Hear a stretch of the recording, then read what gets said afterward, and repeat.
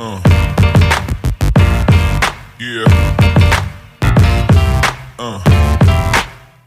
Hello everyone, स्वागत है आप सब लोग का पीसीएस बाई तरुण में। जैसे कि आप सभी को पता है कि हम यूपी पीसीएस की प्रीलिम्स की टेस्ट सीरीज लगा रहे हैं। 2024 का टेस्ट जो का एग्जाम है 27 अक्टूबर को एग्जाम है, आपको पता है। और आज का जो हमारा प्रीलिम टेस्ट नंबर 5 होने वाला है, और ये जो टेस्ट है हमारा जीएस वर्ल्ड का लगा रहे हैं। इससे पहले हम संस्कृति आईएएस का लगा चुके हैं, ध्यान रखिएगा। संस्कृति आईएएस कोचिंग का लगा चुके हैं और जीएस वर्ल्ड का लगाने के बाद हमारा दृष्टि आईएएस का आएगा। तो अगर आप लोगों ने अभी तक संस्कृत आईएएस के 15 टेस्ट नहीं देखे हैं तो डिस्क्रिप्शन में लिंक है, पूरी प्लेलिस्ट है, आप जाके देख सकिएगा। और आज जीएस वर्ल्ड के आज हम टेस्ट नंबर 5 की बात करते हैं। अगर आप बोलोगे कि चौथा टेस्ट क्यों नहीं लगाया है, तो मैं आपको बता दूं, चौथा टेस्ट था करंट अफेयर का। किसका था?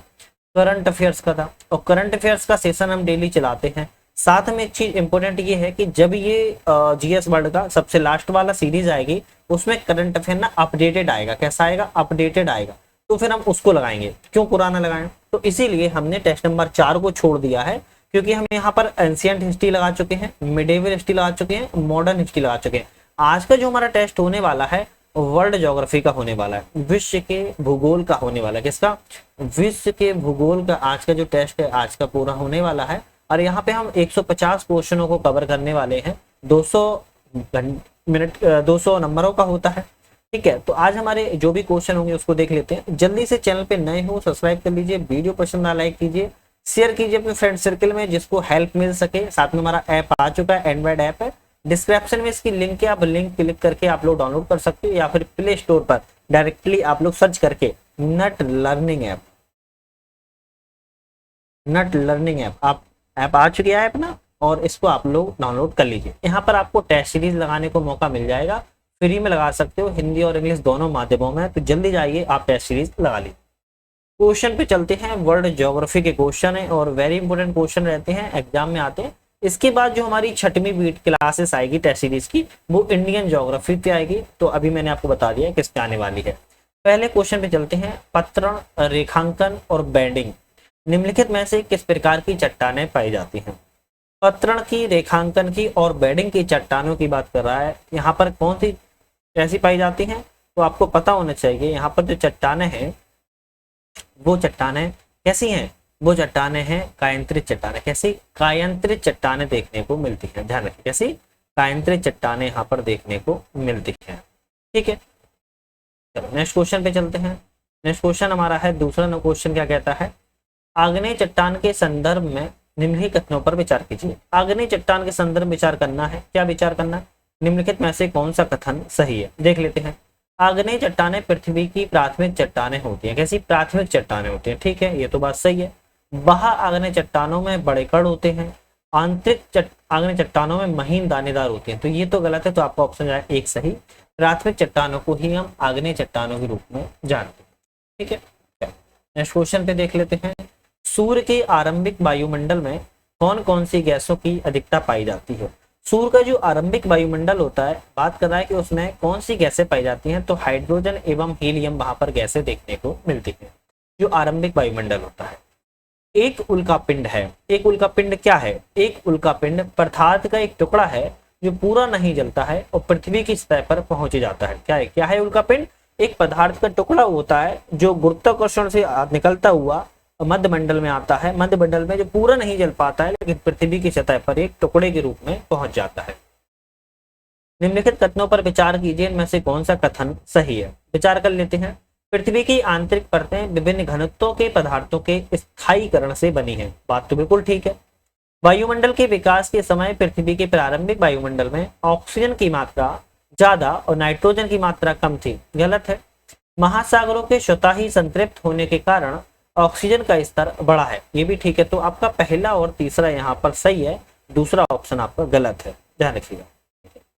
चलो नेक्स्ट क्वेश्चन की बात करते हैं। भूकंप तरंगों और उनके प्रसार के बारे में है। क्या है? भूकंप तरंग और उनके प्रसार के बारे में है। क्या कहता है? देख लेते हैं इनमें से कौन सा कथन सही है। पी तरंगें ध्वनि तरंगें जैसी होती हैं और केवल ठोस पदार्थ के माध्यम से गुजर सकती हैं। गलत। पी तरंगों से कंपन की दिशा, तरंगों की दिशा या संचरण की दिशा की ऊर्ध्वाधर होती है। बात ये सही है क्या? ये भी गलत है। अभिकेंद्र से 105 डिग्री और 145 डिग्री के बीच का जो क्षेत्र होता है PS दोनों तरंगों का छाया क्षेत्र बनता है। तो यहाँ पर केवल आपका तीसरा ही सही है, आपका पहला और दूसरा गलत है। निम्नलिखित कथनों पर विचार कीजिए।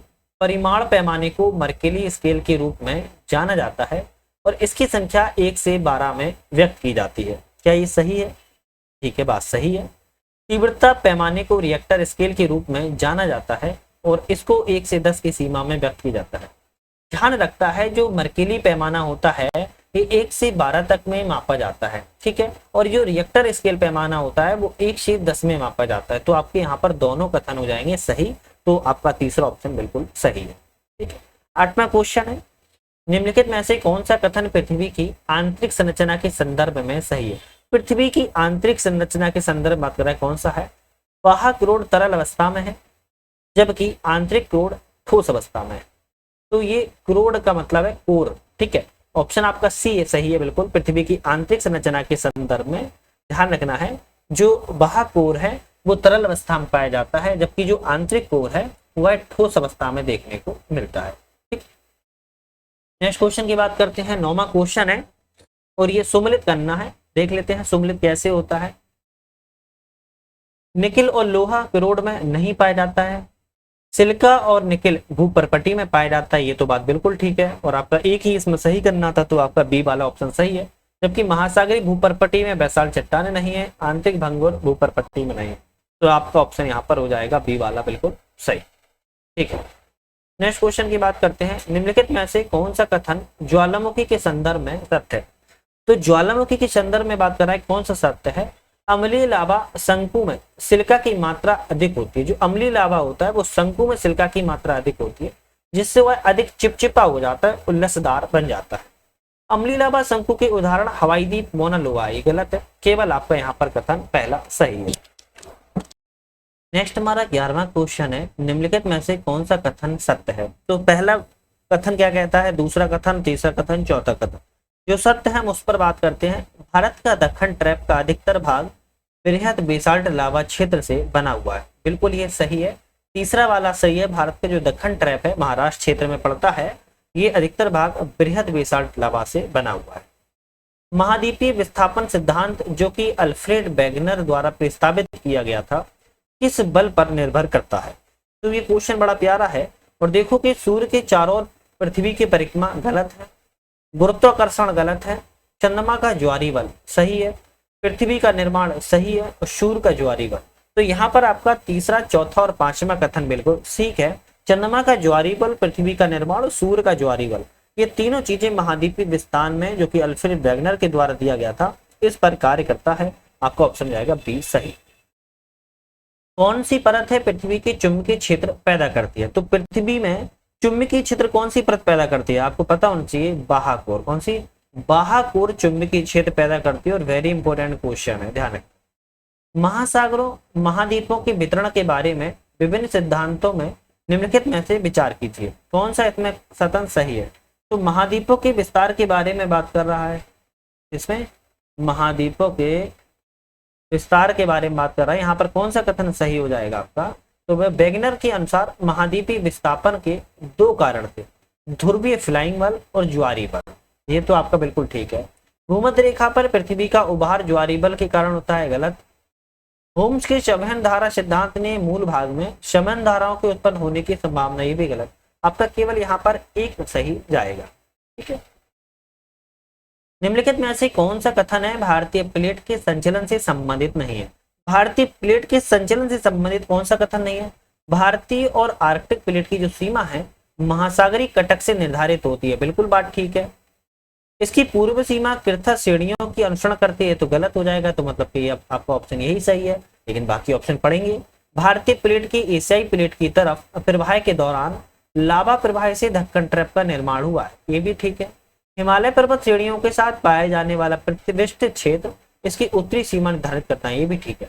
अब इसमें पूछा था कौन सा संबंधित नहीं है, मतलब कि ये संबंधित नहीं है, तो मतलब आपका यही ऑप्शन सही है। बाकी तीनों ऑप्शन आपके भारतीय प्लेट के संचलन से संबंधित हैं, ठीक है। नेक्स्ट आता है, निम्नलिखित कथनों पर विचार कीजिए, कौन सा कथन इसमें सही है? तो विचार करते हैं। निरूपण मृदा घटकों का नीचे की ओर परिवहन है, बिल्कुल बात ठीक है। संपोहन खनिजों का नीचे की ओर प्रवाहित होता है, गलत है। नमक के जमाव के कारण मिट्टी की परत का हार्ड पैन या मृदा पैन कहा जाता है, ये भी ठीक है। तो पहला और तीसरा यहाँ पर आपका देखने को सही है। नेक्स्ट क्वेश्चन की बात करते हैं, 17वां क्वेश्चन है। क्या कहता है 17वां क्वेश्चन? निम्नलिखित में से कौन सा कथन है जो प्रवाहित जल के बारे में सत्य है? अब जल के बारे में सत्र कहता है, कौन सा क्या है देखते हैं। स्थलगत प्रवाह परत अपर्दन का कारण है जो क्रमशः क्षुद्र सरिताएं और अवनलिकाओं का निर्माण करता है, ठीक है। पार्श्व अपर्दन से कई मानेटक जो पनी प्लान होते हैं उसका निर्माण होता है, गलत है। घाटियों में पार्श्व अपर्दन के कारण युवा अवस्था में वी आकार की घाटियां बनती हैं, ये भी गलत है। तो आपका ऑप्शन यहाँ पर केवल 20 वाला सही है, क्योंकि एक आपका कथन ठीक है। वायुमंडल की संरचना से संबंधित क्वेश्चन की बात करेंगे। एग्जाम में यहाँ से एक क्वेश्चन जरूर आता है। क्या क्वेश्चन है? वायुमंडल की संरचना के संबंध में कौन सा कथन सही है? देख लेते हैं कौन सा कथन सही है। उष्णकटिबंधीय क्षेत्रों की तुलना में उपोष्णकटिबंधीय क्षेत्रों में जो धूल कण है वो उच्च सांद्रण प्राप्त पाया जाता है, बिल्कुल ठीक है। ऑक्सीजन केवल क्षोभमंडल में पाई जाती है, ये गलत है, क्योंकि समताप मंडल में ही पाई जाती है। नाइट्रोजन और ऑक्सीजन के बाद कार्बन डाइऑक्साइड प्रचुर मात्रा में पाए जाते हैं, ये भी गलत है। तो आपका ऑप्शन आएगा केवल यहाँ पर तीसरा, बिल्कुल ठीक। नेक्स्ट क्वेश्चन है, पार्थिव विकिरण के संबंध में निम्नलिखित कथनों पर विचार कीजिए, कौन सा कथन सही है। पार्थिव विकिरण के बारे में जानना है। सूर्य द्वारा गर्म होने पर पृथ्वी लघु तरंगों के रूप में वातावरण में ऊर्जा विकिरित करती है, गलत। सूर्य तप के रूप में प्राप्त जो ताप की मात्रा है वह पृथ्वी के द्वारा पार्थिव विकिरण के द्वारा निर्मुक्त मात्रा की तुलना में अधिक होती है, ये भी गलत है। आपको डी जाएगा, ना तो पहला ही सही है ना ही दूसरा सही है। उपसौर की स्थिति के बारे में वेरी इंपोर्टेंट क्वेश्चन है, उपसौर के बारे में समझते हैं। क्या कहता है? पृथ्वी की जब अपने परिक्रमण के दौरान सूर्य के निकटतम होती है। क्या कहता है? उपसौर की स्थिति तब होती है जब पृथ्वी अपने परिक्रमण के दौरान सूर्य के सबसे निकट होती है।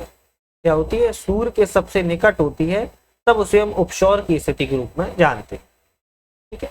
उत्तरी गोलार्ध में ये घास के मैदान अधिकांशतः महाद्वीपों के आंतरिक भागों में अवस्थित हैं, अतः इन क्षेत्रों में महाद्वीपिता के प्रभाव के कारण ग्रीष्म ऋतु में तापमान अधिक पाया जाता है जो 20 डिग्री सेल्सियस से अधिक हो जाता है, एवं शीत ऋतु में अत्यधिक ठंडी होती है। उपर्युक्त जलवायु की दशा किस जलवायु की विशेषता है? अब जो पूरी कहानी है पूछ रहा है ये जो चीजें हैं वो किस जलवायु में पाई जाती हैं? शीतोष्ण महाद्वीपीय जलवायु में देखने को मिलती है। किसमें? शीतोष्ण महाद्वीपीय जलवायु में देखने को मिलती है। कौन से कारक है जलवायु को प्रभावित करते हैं? तो जलवायु को प्रभावित करने वाले कौन कौन से कारक हैं आपको पता होना चाहिए। अक्षांश निर्धारित करता है, महाद्वीपिता निर्धारित करता है, स्थानीय पवनें भी निर्धारित करती हैं, महासागरीय जलधाराएं भी। तो आपको ऑप्शन डी सही है, क्योंकि चारों ऑप्शन ऐसे हैं जो जलवायु को प्रभावित करते हैं। टॉर्नेडो के निर्माण के लिए उत्तरदायी दशा कैसी होती है? तो यहाँ पर जो 3 ऑप्शन है टॉर्नेडो के लिए दशा के बारे में समझ रहा है। वायुमंडल में अत्यधिक अस्थिरता के कारण, बिल्कुल ठीक है। धरातलीय सतह के पास वायु का प्रबल अभिसरण के कारण, ये भी ठीक है। ऊंचाई के साथ तापमान में तेजी से परिवर्तन के कारण। तो आपका ऑप्शन जाएगा डी, क्योंकि तीनों ऑप्शन यहाँ पर सही है। नेक्स्ट क्वेश्चन की बात करते हैं और वेरी इंपोर्टेंट क्वेश्चन भी होने वाला है। क्या है? शीतोष्ण कटिबंधीय चक्रवात और उष्ण कटिबंधीय चक्रवात में अंतर, कौन सा कथन सही है? दोनों में अंतर बताना है, उष्ण कटिबंधीय चक्रवात और शीतोष्ण कटिबंधीय चक्रवात के बारे में। पहला कथन है शीतोष्ण कटिबंधीय चक्रवात की जो उत्पत्ति है वह सागरों पर होती है। कहां पर होती है? शीतोष्ण कटिबंधीय चक्रवातों की जो उत्पत्ति है वह सागरों पर होती है, जबकि उष्ण कटिबंधीय चक्रवात की जो उत्पत्ति है वह जल एवं स्थल दोनों पर होती है, ठीक है। दूसरा कथन क्या कहता है? शीतोष्ण कटिबंधीय चक्रवात अत्यधिक विनाशकारी होते हैं, जबकि उष्ण कटिबंधीय चक्रवात पवन का वेग अपेक्षाकृत जो होता है वो कम होता है। तो यहाँ पर आपका ना तो पहला ही सही है ना ही दूसरा सही है, ध्यान रखना है, ठीक है। अब आप इसकी परिभाषा मुझे आप कमेंट करके बताओ। यहाँ पर ऑप्शन में जो मैंने नहीं दिया है मुझे कमेंट करके बताओ कौन सा बात यहाँ पर सही है। पच्छाद मेघ, वेरी इंपोर्टेंट। क्या कहता है पच्छाद मेघ के संदर्भ में? इसका निर्माण 6000 से 12000 मीटर की ऊंचाई पर होता है। बात तो ये बिल्कुल ठीक है। ये गोलाकार रूप से पंक्तियों और लहरों में पाए जाते हैं, ये गलत है। तो आपका ऑप्शन आएगा केवल एक सही यहाँ पर। निम्नलिखित में से कौन सी प्रक्रियाएं वायुमंडलीय तापन और शीतलन के लिए उत्तरदायी है? ऐसी कौन सी प्रक्रियाएं जो वायुमंडल के तापमान के लिए और शीतलन के लिए उत्तरदायी होती हैं? कौन सी प्रक्रियाएं हैं? यहाँ पे प्रकीर्णन है, अपवर्तन है, अभिवहन है और एल्बिडो है। तो चारों ही प्रक्रियाएं यहाँ पर वायुमंडल में तापन और शीतलन के लिए उत्तरदायी होती है। कभी कभी सुर्खियों में रहने वाला ग्रेट रेड स्पॉट किससे संबंधित है? अब बात कर रहा है, जो ध्यान रखना है आपको, ग्रेट रेड स्पॉट है वह किससे संबंधित है? तो वह बृहस्पति ग्रह से संबंधित है। क्या है? बृहस्पति ग्रह से संबंधित है, ध्यान रखिएगा। ठीक है, 28वें क्वेश्चन की बात करते हैं। बिग बैंग की जो परिकल्पना है उसके संदर्भ में कौन सा कथन सही है? बिग बैंग की परिकल्पना के बारे में बात कर रहा है। यह परिकल्पना के तहत ब्रह्मांड का विस्तार आज भी जारी है। इस परिकल्पना के अनुसार ब्रह्मांड की उत्पत्ति जिन पदार्थों से हुई है उनका आयतन अत्यधिक सूक्ष्म और तापमान और घनत्व अनंत है। तो यहाँ पर आपकी सी ऑप्शन सही है, दोनों ही बातें बिल्कुल सही है। गोल्डीलॉक्स जोन के संदर्भ में कथनों पर विचार कीजिए, कौन सा कथन सही है? गोल्डीलॉक्स जोन कहता है प्रत्येक ग्रह के अंदर एक निवास योग्य क्षेत्र होता है। गलत, ऐसा कुछ नहीं है। यह ना तो अत्यधिक गर्म होता है और ना ही अत्यधिक ठंडा होता है। तो यहाँ पर ऑप्शन आपका कौन सा सही है? आपका केवल दूसरा सही है। नेक्स्ट होता है, यदि पृथ्वी सूर्य की परिक्रमा ना करती तो सर्वत्र दिन और रात बराबर होते। दूसरा कथन कहता है, यदि पृथ्वी अपनी धुरी पर झुकी ना होती तो एक गोलार्ध में दिन सदा ही बड़ी रातें और छोटी रहती, जबकि दूसरे गोलार्ध में रातें बड़ी और दिन छोटे होते। यहाँ पर कौन सा कथन सही है? ना तो एक ही सही है ना ही दो सही है, ध्यान रखिएगा। पृथ्वी कैसी दिशा करती है? पृथ्वी पश्चिम से पूरब की ओर, कैसे? वेस्ट से ईस्ट की ओर पृथ्वी अपनी दिशा करती है। निम्नलिखित में से कौन सी आपदाओं को प्राकृतिक आपदा के रूप में वर्गीकृत किया जाता है? यहाँ बात कर रहा है आपदाओं को, लेकिन प्राकृतिक आपदाओं के रूप में वर्गीकृत किया जाता है। कौन कौन सी? हिमस्खलन को, जो हिमस्खलन होता है, चक्रवात को और कीट संक्रमण को। तीनों ही चीजों को यहाँ पर प्राकृतिक आपदाओं के रूप में परिवर्तित किया जाता है। नेक्स्ट क्वेश्चन है, क्या क्वेश्चन है? जापान में मत्स्य व्यवसाय के संदर्भ पर विचार कीजिए, कौन सा कथन सही है? तो जापान में मत्स्य व्यापार के लिए जापान देशों का देश, द्वीपों का देश है, जहां कटी फटी तटरेखाएं और बंदरगाह अवस्थित है। ठीक है। जापान में बड़ी संख्या में नदियों में मछलियां पकड़ी जाती हैं। गलत है। जापान में केवल 16% कृषि योग्य भूमि है और भोजन की कमी रहती है। ये भी ठीक है। तो ऑप्शन आपका सी सही है, पहला और तीसरा ऑप्शन बिल्कुल ठीक जाता है। कौन प्रशांत महासागर की धाराएं हैं? अब बात कर रहा है जो प्रशांत ओशियन है उसकी धाराएं कौन कौन सी यहाँ पर है, तो देख लेते हैं कौन कौन सी हैं।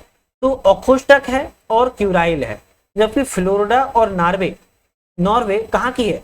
अटलांटिक की है, ना कि प्रशांत की है। तो यहाँ पर आपका ऑप्शन आएगा पहला और दूसरा सही, ध्यान रखें। ठीक है। नेक्स्ट क्वेश्चन की बात करते हैं।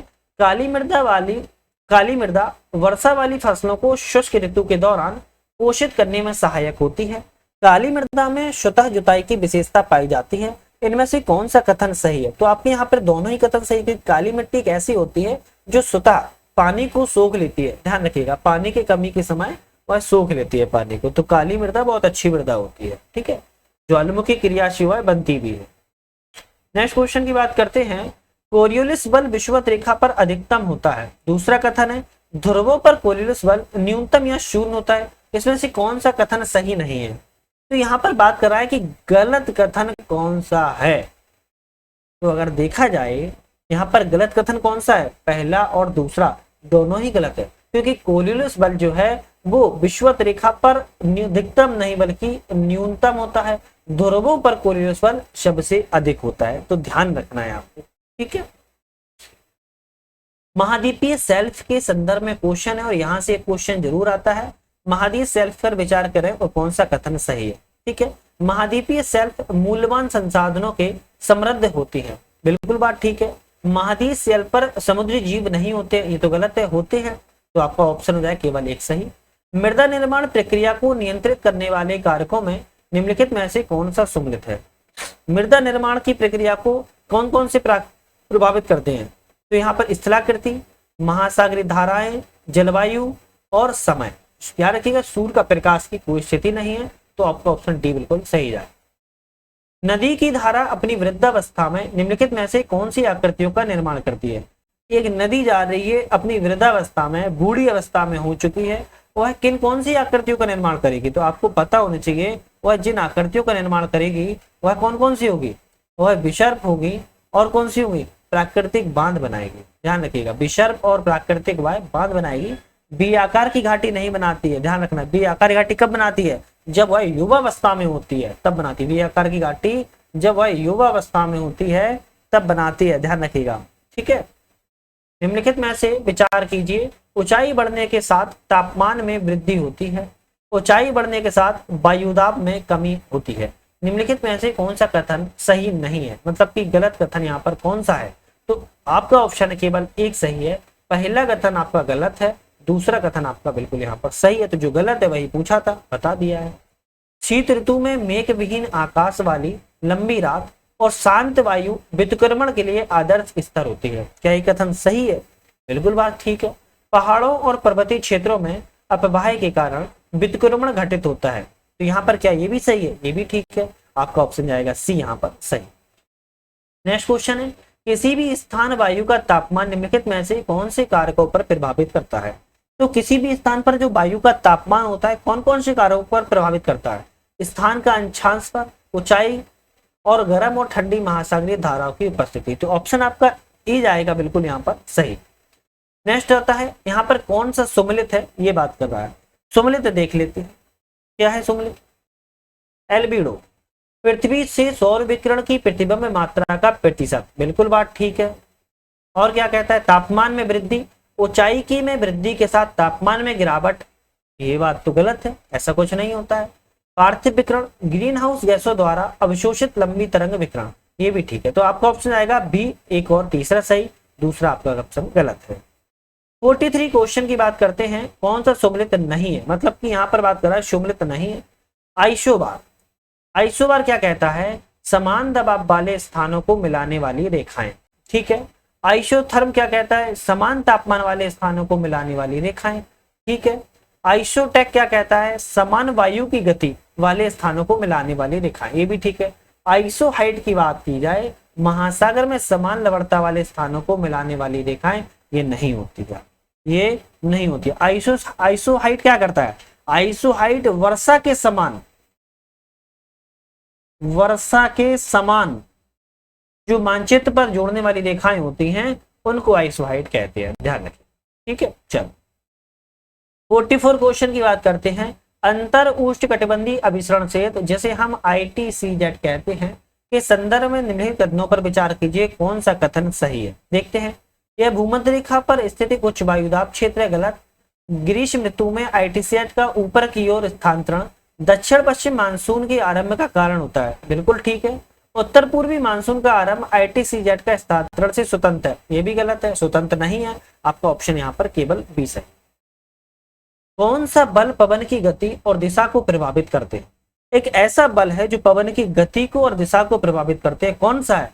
दाब प्रवणता बल है, घर्षण बल है और कोरियोलिस बल है। तो यहाँ पर ऑप्शन आपका डी सही है, तीनों ही बल यहाँ पर गति और दिशा को प्रभावित करते हैं।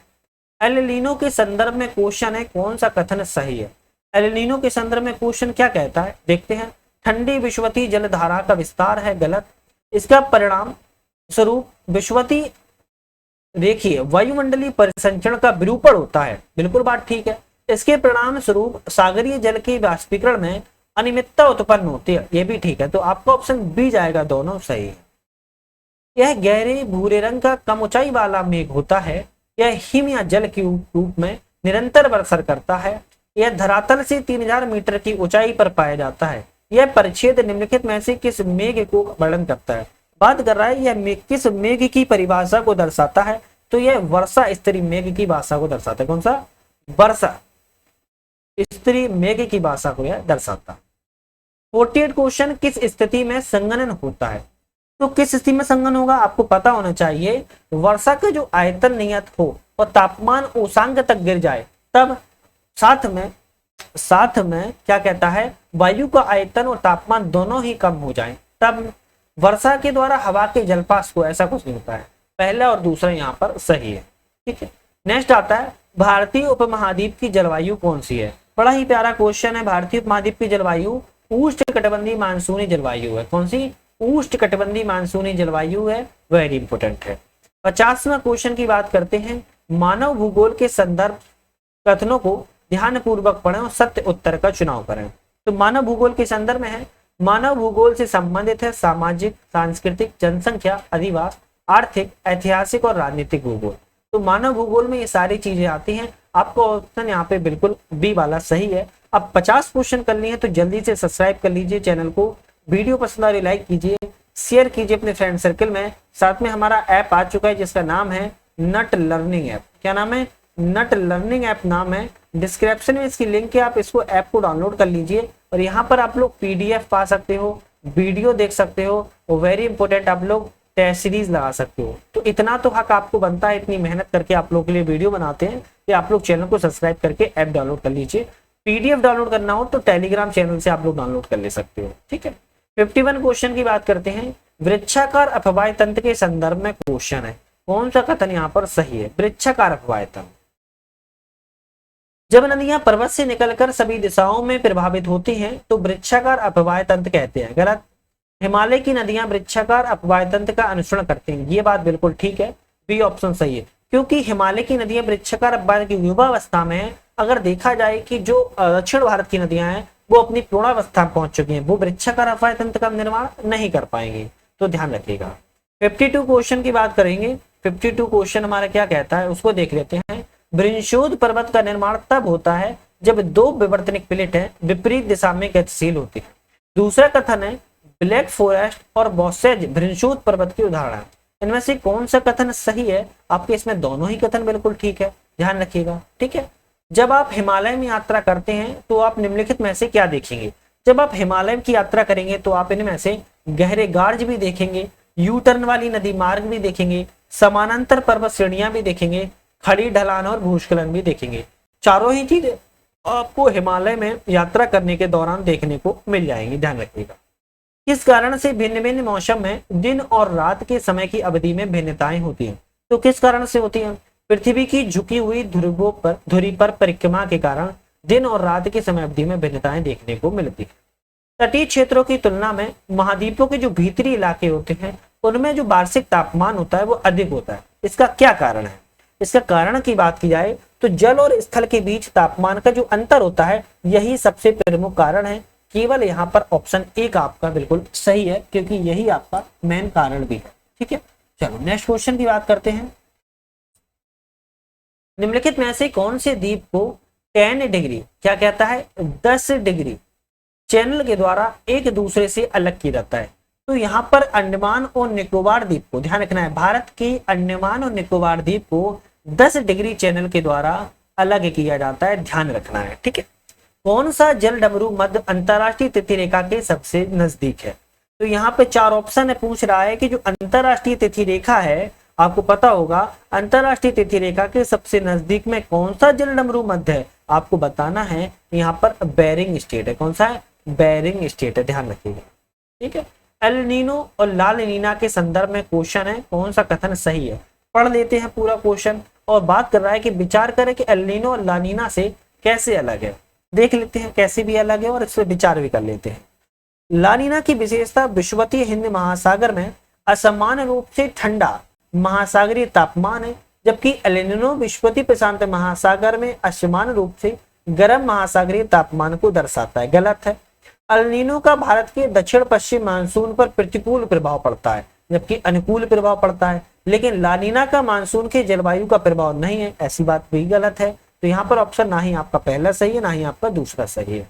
क्या कारण है कि पछुआ पवनें उत्तरी गोलार्ध की तुलना में दक्षिणी गोलार्ध में अधिक मजबूत और स्थायी मिलती हैं? क्योंकि वहां पर पछुआ पवनों को आपको पता होगा 10 डिग्री पे क्या कहते हैं गरजता चालीसा कहते हैं, 50 डिग्री पे प्रचंड 50 कहते हैं और 60 डिग्री पे इसको चीखता 60 भी कहते हैं। क्यों कहते हैं इसको ही तो समझना है। क्वेश्चन यहाँ पर क्या कहता है तो कौन सी बात यहाँ पर सही है पश्चिमी पवनों के बारे में? उत्तरी गोलार्ध की तुलना में दक्षिणी गोलार्ध में कम भूभाग है। आप देखोगे मैप में, अगर आप मैप उठा के देखो उत्तरी नॉर्थ गोलार्ध में सबसे अधिक महाद्वीप है, जबकि साउथ गोलार्ध में आप देखोगे महासागर सबसे ज्यादा है। तो इसी कारण उन्हें अच्छा तीव्र मिलता है चलने के लिए। तो पहला ऑप्शन आपका बिल्कुल यहाँ पर सही है। कोरियोस बल वगैरह के इस पे प्रभाव कोई नहीं पड़ता है तो इस पर ध्यान मत दीजिए। आइनोस्फीयर नामक पृथ्वी के वायुमंडल में एक परत पृथ्वी पर रेडियो संचार की सुविधा प्रदान करती है। कौन सा है? आइनोस्फीयर। तो यहाँ पर कौन सा कथन सही है इस पे बात कर रहा है, देख लेते हैं। ओजोन की उपस्थिति पृथ्वी को रेडियो तरंग परावर्तन का कारण बनती है, गलत है। रेडियो तरंगों लघु तरंग दैर्घ्य बहुत अधिक होती है। रेडियो तरंगों की जो तरंग दैर्घ्य होती है वह बहुत अधिक होती है, केवल ऑप्शन आपका बी वाला सही है। 61 क्वेश्चन की बात करते हैं, वेरी इंपॉर्टेंट क्वेश्चन चल रहे हैं। वर्ल्ड ज्योग्राफी से क्वेश्चन हम देख रहे हैं, किससे? वर्ल्ड ज्योग्राफी से क्वेश्चन हम देख रहे हैं। और सूक्ष्म सिंचाई के संदर्भ में पहला क्वेश्चन क्या कहता है उसको देखते हैं। इसमें सूक्ष्म सिंचाई के संदर्भ में क्वेश्चन है, उर्वरक पोषक तत्वों की कमी को कम किया जा सकता है। शुष्क भूमि की खेती में सिंचाई का एकमात्र साधन है।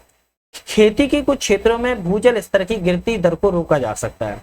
अब सूक्ष्म सिंचाई के संदर्भ में बात यहाँ पर केवल 1 और 3 सही है, बाकी दूसरी बात यहाँ पर गलत है, ठीक है। 62 क्वेश्चन है, क्या कारण है कि यदि उष्णकटिबंधीय वर्षा वनों को हटा दिया जाता है तो उष्णकटिबंधीय पर्णपाती वनों की तुलना में तेजी से पुनः उत्पन्न नहीं होते हैं? तो यहाँ पर कौन सा ऑप्शन बिल्कुल सही है? वर्षा में जो मिट्टी है उसमें पोषक तत्वों की कमी है। ध्यान रखिएगा, जो उष्णकटिबंधीय क्षेत्र में जो वर्षा है उसमें पोषक तत्वों की कमी देखने को मिलती है। ये सबसे बड़ा यहाँ पर फॉल्ट है, ठीक है। तो क्या है? ये सबसे बड़ा यहाँ पर फॉल्ट है। इसीलिए अगर उष्णकटिबंधीय वनों को काट दिया जाए तो बहुत समय लगेगा यहाँ पर वर्षा वनों को उगने में, ध्यान रखिए, ठीक है। नेक्स्ट क्वेश्चन है, दिए गए महासागर से संबंधित क्वेश्चन क्या है? यह महासागर पृथ्वी के 1/3 भाग पर फैला है। इसका क्षेत्रफल सभी महाद्वीपों के कुल क्षेत्रफल से भी बड़ा है। दूसरा कथन है, यह अन्य महासागरों की अपेक्षा अधिक गहरा भी है। तीसरा कथन है, इस महासागर की एक और एशिया ऑस्ट्रेलिया महाद्वीप है, दूसरी ओर उत्तरी और दक्षिणी अमेरिका महाद्वीप है। किस महासागर के बारे में बात करता है? वैसे इसका क्वेश्चन अगर आप हमें कमेंट में बताओगे तो ज्यादा खुशी होगी। अच्छा एक काम करो, इसका आंसर आप मुझे कमेंट करके ही बताओ। इन चारों में कौन सा ऑप्शन महासागर संबंधित है, कमेंट करके इसका आंसर मुझे बताइएगा। बाकी मैं इसका आंसर आपको फिर पिन करूंगा, ठीक है। इसका आंसर मुझे आप कमेंट करके बताओ। आप इसको फिर से पढ़ सकते हो, मैं इसको साफ कर देता हूँ, फिर से पढ़ लेना अच्छे से, ठीक है। और आप मुझे कमेंट करके इसका आंसर जो बताएगा। अगर आप लोग ईमानदारी से एग्जाम में पास होना चाहते हो यूपी पीसीएस एग्जाम में, तो इसका आंसर मुझे कमेंट करके बताओ सभी लोग, ठीक है। नेक्स्ट क्वेश्चन है, यह खरीफ के अंतर्गत बोई जाने वाली ऐसी फसल है जो खाद्यान्न और चारा दोनों रूप में प्रयोग होती है। यह फसल 21 डिग्री से लेकर 27 डिग्री सेल्सियस तापमान में और पुरानी जोड़ों मिट्टी पर अच्छी प्रकार से उगाई जाती है। ऊपर दिया गया विवरण किससे संबंधित है? मतलब ये जो ऊपर बात बताई गई है किस फसल से संबंधित? तो यह मक्का से संबंधित। किससे? मक्का से संबंधित है। मोटी अनाज की श्रेणी में मक्का को जाना जाता है, ठीक है। 65 क्वेश्चन, चाय की कृषि से संबंधित कौन सा कथन सत्य है? चाय का पौधा उष्ण और उपोष्ण कटिबंधीय जलवायु में अच्छी तरह उगता है, बात तो बिल्कुल ठीक है। चाय की फसल के लिए ह्यूमस और जीवाश्म जो मृदा होती है वो उपयुक्त होती है, ये भी बात ठीक है। चाय की जो कोमल पत्तियां होती हैं उनके विकास में वर्ष भर समान रूप से वर्षा की बौछारों में सहायक होती है, ये भी बात ठीक है। तो ऑप्शन आपका यहाँ पर चौथा बिल्कुल सही है। रबड़ की फसल के संदर्भ में कौन सा कथन असत्य है, मतलब कि कौन सा कथन गलत है? देखते हैं रबड़ की फसल में कौन सा कथन गलत है। यह भूमध्य रेखीय फसल है, ये बात ठीक है। यह फसल 50 डिग्री सेल्सियस से कम वर्षा की आवश्यकता होती है, गलत है। यहाँ पर केवल ऑप्शन आपका एक सही है, ध्यान रखिए। कौन सा? सॉरी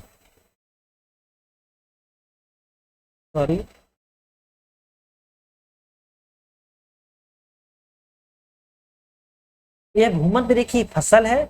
इस फसल के लिए 50 सेंटीमीटर से कम वर्षा की आवश्यकता होती है। इसमें से कौन सा ऑप्शन आपका गलत है? तो आपका ऑप्शन यहाँ पे हाँ पहला वाला सही है, दूसरा वाला गलत है, ये तो बात बिल्कुल ठीक है। तो यहाँ पर आपका बी ऑप्शन जाएगा, क्योंकि पूछा है गलत कौन सा है, तो गलत दूसरा है, तो आपका ऑप्शन बताना पड़ेगा केवल 2, ठीक है। चलो नेक्स्ट क्वेश्चन की बात करते हैं। कौन सा कथन बहुउद्देशीय परियोजनाओं के विषय में सत्य है? तो बहुउद्देशीय परियोजनाएं जो हुई हैं उनके विषय में पूछ रहा है कौन सा कथन सत्य है।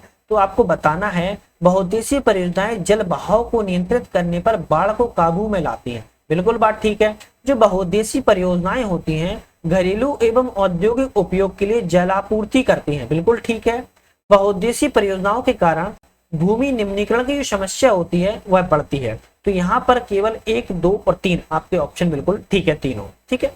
किन खनिजों को समुद्री जल से प्राप्त किया जाता है? अब बात कर रहा है जो यहाँ पर खनिज हैं उनको समुद्री जल से प्राप्त किया जाता है। कौन कौन से खनिजों को प्राप्त करता है? नमक को, मैग्नीशियम को और ब्रोमाइन को, ध्यान रखना है। नमक, मैग्नीशियम, ब्रोमाइन को किया जाता है, अवरक को नहीं किया जाता है, ध्यान रखना है, ठीक है। प्रेरी घास के मैदान के संदर्भ में क्वेश्चन है, वेरी इंपोर्टेंट क्वेश्चन है। घई घास के मैदान कौन से? प्रेरी घास के मैदान पश्चिम में रॉकी पर्वत और पूर्व में ग्रेट सॉल्ट लेक से घिरे हैं। प्रेरी घास का मैदान अमेरिका के मूल निवासी रेड इंडियन का निवास स्थल है। अमेरिका भैंस और बाइसन का इस प्रदेश का सबसे महत्वपूर्ण पशु है। यहाँ पर कौन सा सही है? यहाँ पर ऑप्शन आपके तीनों ही सही है बिल्कुल। निम्नलिखित में से किन नदियों के अपवाह तंत्र का संबंध प्रेरी घास के मैदान से है? तो यहाँ पर बात कर रहा है जो किन नदियां हैं अपवाह तंत्र संबंधित, इनका संबंध प्रेरी घास मैदान से कौन कौन सी नदी का है? मिसिसिपी बेसिन का है, हडसन नदी का है, सेंट लॉरेंस का है, लेकिन सक्सेसवान नदी का नहीं है। तो यहाँ पर ऑप्शन जाएगा पहला, तीसरा और चौथा। ठीक है, नेक्स्ट आता है निम्नलिखित कथनों पर विचार कीजिए। विचार कर लेते हैं, क्या विचार करने कह रहा है? एक मिनट, 70 ऑप्शन में आपका थोड़ा सा यहाँ पर गलत हो गया है। 70 ऑप्शन में गलत ये हो चुका है, मैं आपको एक बार रीड डाउन कर देता हूं। अपवाह तंत्र यहाँ पर प्रेरी घास के मैदान से संबंधित कौन कौन सा है? मिसिसिपी नदी है यहाँ पर, और कौन सी है? और यहाँ पर सक्सेसवान नदी है। तो यहाँ पर केवल एक और दूसरा आएगा, हडसन नदी और लॉरेंस नदी नहीं है। ठीक है, तो ये दोनों नदियां नहीं है, पहला और दूसरा यहाँ पर सही है। तो सॉरी दोस्तों, 70वां क्वेश्चन थोड़ा सा आप लोग कर लेना सही, माइंड से एकदम स्किप हो गया था, थोड़ा ध्यान रखिएगा। ठीक है, 71 क्वेश्चन की बात करते हैं। 71 क्वेश्चन क्या कहता है उसको देख लेते हैं। उच्चतर कुल साक्षरता दर्शाने वाले राज्यों में पुरुष और स्त्री साक्षरता के बीच में कम अंतर पाया जाता है। दूसरा है शैक्षिक उपलब्धियों के अतिरिक्त आर्थिक विकास भी मानव विकास सूचकांक पर सार्थक प्रभाव डालता है। इनमें से कौन सा कथन सही है? तो यहाँ पर कथन आपके दोनों बिल्कुल सही है। ठीक है, 72 क्वेश्चन की बात करते हैं। मानव विकास संबंध में है, बात करते हैं कौन सा कथन सही है। मानव विकास के संदर्भ में मानव विकास शिक्षा, स्वास्थ्य सेवाओं और सशक्तिकरण के अवसरों में वृद्धि की प्रक्रिया है। परिगामी एडवांसिंग लोकतंत्रीकरण डेमोक्रेसी बढ़ता है और लोक सशक्तिकरण मानव विकास की न्यूनतम दशाएं हैं। ये भी ठीक है। वर्तमान विकास सामाजिक अन्याय, प्रादेशिक असंतुलन, पर्यावरणीय नियमनीकरण के मुद्दों के साथ स्वयं को जोड़ नहीं पाता है। तो यहाँ पर आपका ऑप्शन जाएगा डी, बिल्कुल तीनों सही है आपके। ठीक है, 73 क्वेश्चन की बात करते हैं। 73 क्वेश्चन कहता है महासागरीय जल में गतिशीलता केवल बहाव बल के प्रभाव से उत्पन्न होती है। ठीक है, महासागरीय जल में क्षैतिज और ऊर्ध्वाधर दोनों ही प्रकार की गति होती है। इनमें से कौन सा कथन सही है? आपका यहाँ पर केवल आपका दूसरा कथन यहाँ पर सही है। क्षैतिज और ऊर्ध्वाधर दोनों ही गतियां महासागरीय जल में प्रवाहित होती है। महासागरीय जल धाराओं के संबंध में कौन सा कथन सही है? देख लेते हैं। निम्न और मध्य अक्षांशीय क्षेत्रों में ठंडी जलधाराएं महाद्वीपों के पश्चिमी तटों पर बहती है। बिल्कुल ठीक है। उत्तरी गोलार्ध में उच्च अक्षांशीय क्षेत्रों में ठंडी जलधाराएं महाद्वीपों के पूर्वी तटों पर बहती है। ये भी ठीक है। निम्न और मध्य अक्षांशीय क्षेत्रों में जो गर्म जलधाराएं हैं महाद्वीपों के पूर्वी तटों पर बहती है। ये भी ठीक है। आपका ऑप्शन यहाँ पर जाएगा डी, तीनों ऑप्शन आपके यहाँ पर सही है। आज का हमारा 75 और आज हम इस टेस्ट नंबर 5 का पार्ट 1 आज हम यहाँ पर यहीं पर लास्ट करेंगे 75 पर, क्योंकि बहुत ज्यादा फिर लंबी वीडियो बन जाएगी। और पार्ट 2 में हमारे, याद रखिएगा, पार्ट 2 में हमारे 76 से लेकर 150 क्वेश्चन आएंगे। तो आप लोग इसको थोड़ा सा ध्यान करिएगा। पार्ट 1 को देखने के बाद पार्ट 2 जरूर देख लीजिएगा। ठीक है, 75 क्वेश्चन है। उष्णकटिबंधीय क्षेत्रों में जैव विविधता ध्रुवीय क्षेत्रों से अधिक होती है। दूसरा कथन कहता है उष्णकटिबंधीय क्षेत्रों से ध्रुवीय क्षेत्र की ओर जाने पर जो जीवधारियों की संख्या है वह घटती है। कौन सा कथन सत्य है? 75 क्वेश्चन दोनों ही कथन सत्य है। उष्णकटिबंधीय क्षेत्र में जैव विविधता ध्रुवीय क्षेत्रों से अधिक होती है।